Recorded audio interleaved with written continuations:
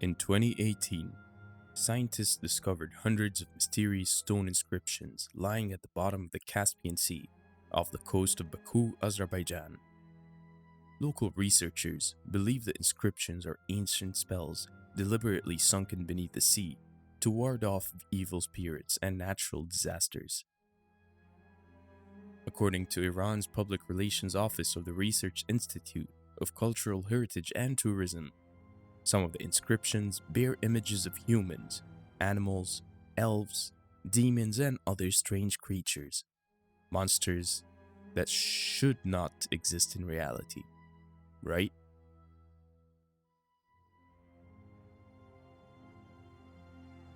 Well, every year, dozens of people disappear into the Caspian without a trace. On some occasions, if authorities are lucky, they'd discover partially decomposed human corpses or random body parts washed up on the shore that helps identify the dead to their families. However, in most cases, these bodies are often found completely ravaged and disfigured beyond recognition. Given that there are no natural predators in this completely landlocked sea, what could have possibly killed these people? In March of 2005, the crew of an Azeri fishing trawler were interviewed by the Iranian newspaper Zindagi, where they detailed a terrifying encounter with a large amphibious creature with a vaguely bipedal shape somewhere in the Caspian Sea, off the coast of Iran. According to the captain, the crew spotted what they initially assumed to be an abnormally large fish swimming on a parallel course to their boat for an extended period of time.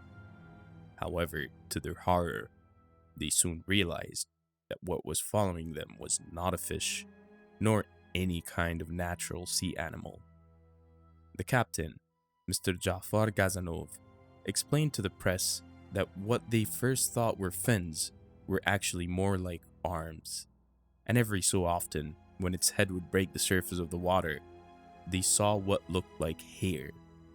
After the account was published, the offices of the paper were flooded with numerous letters from its readers, claiming to have also witnessed similar-looking creatures. These anomalies were consistent with the regional lore of a humanoid amphibian called Runan Shah, a Persian name meaning the master of the sea and rivers. This anomaly is just one of the many phenomena that not only haunts the seas of Iran, but also its skies. According to the ancient Egyptians, the Caspian Sea serves as a gateway to the world of the dead, from where the sun is born. In the Egyptian Book of the Dead, Pharaoh Minisan from 3500 BC stated that the city of Baku served as a gateway to the afterlife. While modern-day historians debate why the Egyptians would choose a country and a sea so far removed from Africa for an essential part of their fictional lore, maybe the answers can be found in the sky above and the sea below what was once ancient Mesopotamia and its close neighbors, modern-day Iraq, Iran, and Kuwait.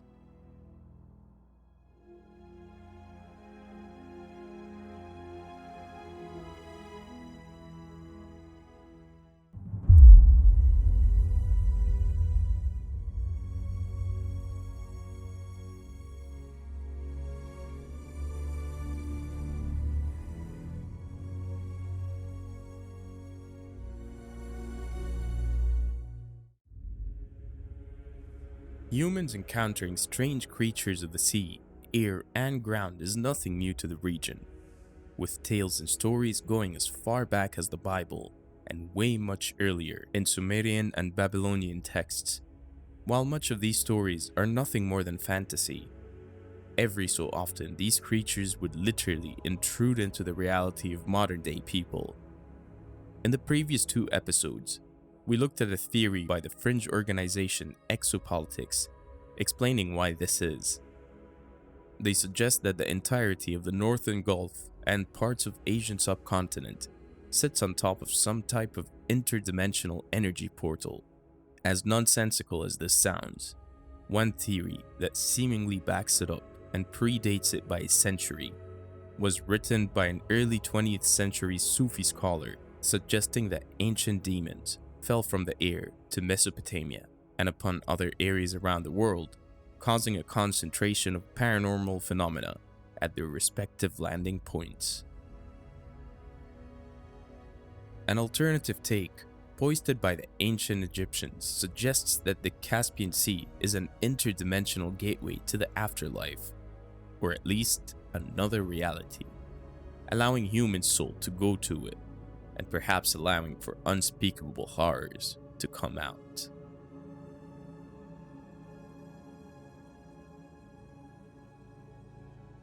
Between early 2017 and late 2018, the countries of Iraq, Iran, and Kuwait bore witness to a series of unidentified aerial phenomena, abbreviated as UAP for short, across their respective countries. In January 2017, residents from multiple cities in Iran and Kuwait took to social media, tweeting about a spherical object moving rapidly across the sky at an estimated height of between 30 and 40,000 feet. In some places, the anomaly was seen by itself, while in others, it was accompanied by a ring-shaped object resembling an orb. A year later, in August 2018, police took into custody a distressed Kuwaiti national who, after frantically flagging down a patrol vehicle on Sheikh Zayed Ring Road, claimed that he had encountered and was being pursued by extraterrestrials. Stories like these reported across the Middle East and North Africa are a few and far between, with many dismissing them as jokes or the effects of jinn. However, over the last 30 years, Iran, Kuwait, and to a lesser extent Iraq have taken these reports more seriously due to the frequency of these phenomena occurring within their borders and the threat they could pose to their national security. UAPs are an inseparable part of Iranian Air Force history. In 2013, Forbes magazine reported that on 2 separate occasions, the Air Force had recently engaged with craft displaying quote-unquote impossible flight characteristics. This included traveling at speeds that immediately took these vehicles into the outer atmosphere, to emitting electromagnetic currents that completely rendered the navigational system of their pursuing aircraft inoperable. Since the late 1960s, the country's Air Force has consistently encountered UAPs appearing over strategic locations across the country. These sightings increased with the expansion of the Air Force and reached a peak in the late 1976 in an incident that has now become known as one of the world's most famous anomalous encounters. If you're watching this channel, or just have a passing interest in close encounters, you'll have likely heard of the 1976 Tehran Incident, where fighter jets were scrambled to confront an object that not only moved at an incredible speed, but also caused electrical equipment to cease to function properly. 2 years later, in nearby Kuwait, on November 14th of 1978, the media reported that a number of civilians, both in the air and on the ground, reported similar instances. The first incident that took place at the Umm Al Aish oil field has become so famous, it has since been labeled as the Arab world's first official encounter with an extraterrestrial race, even though there have been many more before this. Here, a group of civilian engineers encountered an extremely large structure floating stationary above one of its oil platforms in complete silence. Before disappearing into the sky, it's believed that this structure may have caused every mechanical device that ran on electricity within several kilometers of the area to shut down. According to declassified documents, CIA reported that a regional scientific committee that had been established to assess the economic threat such UAPs can have on the Gulf economy uncovered a total of 7 other similar anomalous instances that have taken place across the country over a period of 8 weeks. If this was not enough, in June 1980s, the CIA would file another report concerning an incident where 2 Kuwaiti passenger airlines encountered a massive 10 kilometers wide anomaly flying over northern Kuwait. This craft or entity that could not be detected on radar was visible by the crew of both planes and was described as looking like a large ball of light that steadily made its way towards Kuwait City before vanishing. But how does this series of relatively modern-day events connect to ancient lore of Mesopotamia, Sumer, and even ancient Egypt and its Book of the Dead? From about 4500 to 1750 BC, the Sumerians of Mesopotamia built an ancient civilization marked by a number of impressive technological advancements from science to engineering that influenced the course of human history development. Within their fictional mythology, beings known as the Anunnaki are spoken of. These are a group of deities found in the writings of the ancient Sumerians, Akkadians, Assyrians, and Babylonians. Some of these beings held guardianship over the underworld, where the soul of humans traveled to. Likewise, the Egyptian Book of the Dead today is an encyclopedia of spells and other information about the godlike entities that exist within a similar realm that humans will encounter upon dying. However, some theorists claim that these beings were not actually supernatural, but mortal flesh and blood aliens from another world, just misinterpreted as supernatural, especially when it comes to talking about the ancient Sumerian mythology.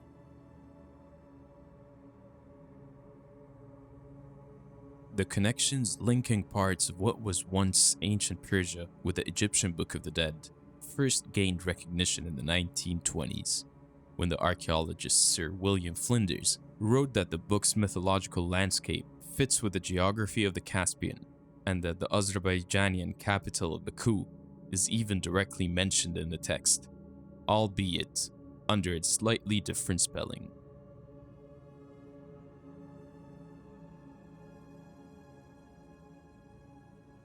In formal academic circles, much of what we know about the Sumerian civilization comes from clues left behind in thousands of clay tablets, but much of our fringe understanding of these records have been influenced by the work of the problematic theorist Zechariah Sitchin, an Azerbaijani national, even though today many skeptics and a growing amount of believers called Sitchin a fraud.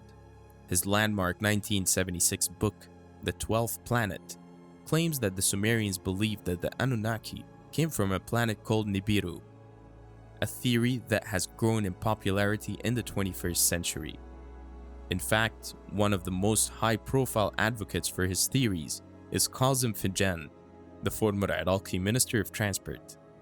Speaking in a now infamous 2016 press conference, Finjan proudly proclaimed to the rest of the Middle East that interplanetary space travel first begun in Iraq thousands of years ago, and from there, travel between Earth and Nibiru was made.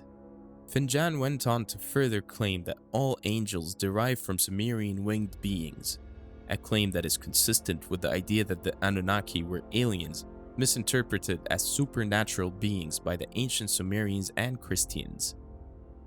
According to Zechariah Sitchin, the planet Nibiru has an elongated orbit of 3,600 years. At one point, this planet passed close to Earth, and its people decided to make contact with our world around 500,000 years ago. And by the time the Sumerians emerged as a civilization, these beings had given humanity the ability to write, solve math problems, and plan cities, which led to the future development of life as we know it. But how does any of this relate to Finjan's spaceport assertion and the broader UFO phenomena that continues to plague parts of the Gulf and the Caspian Sea? Well, Zechariah Sitchin stated that a major Mesopotamian deity known as Marduk wanted to build a spaceport facility as part of an ongoing conflict taking place amongst the Anunnaki. This conflict is apparently the same conflict that was meant to have taken place in heaven between the angels, before what Christians labeled as the Great Fall.